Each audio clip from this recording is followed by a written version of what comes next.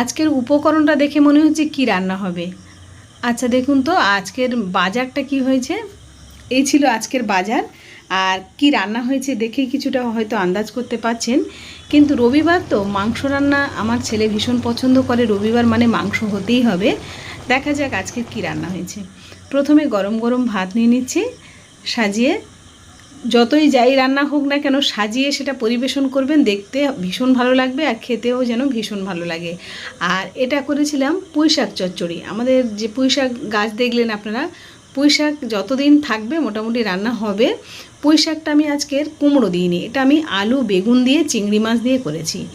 অসাধারণ খেতে লেগেছে, আরও একটু বেশি করে ফুটিয়েছি, মানে একটু মাখা মাখা করেছি, ভালো লেগেছিল।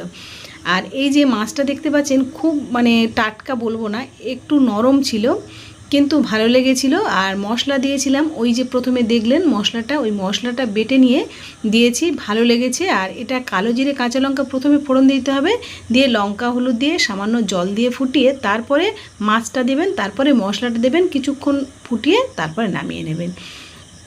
আর যদি কাঁচা ইলিশ করেন তাহলে ভাজতে হবে না, যদি টাটকা থাকে বা সুন্দর কাটার সময় গন্ধ হয় তাহলে এমনিতেই ভালো লাগবে। ততটা ভালো মনে হয়নি তাই নিয়ে নিলাম, ওইভাবে রান্নাটা করলাম। আর আমড়ার চাটনি ছিল, টক দই ছিল, আর সবশেষে আম ছিল। এই ছিল রবিবারের আয়োজন। আর আপনার বাড়িতে কি রান্না হয়েছে আমাকে কিন্তু জানাতে একদমই ভুলবেন না। যত আইটেম করি না কেন যদি মাংস রান্না হয় তাহলে সব আইটেম ফেলে সবাই মাংসের দিকে ছুটে যায়, এটা আমি নিজেও জানি, আমার ছেলেমেয়েরাও তাই।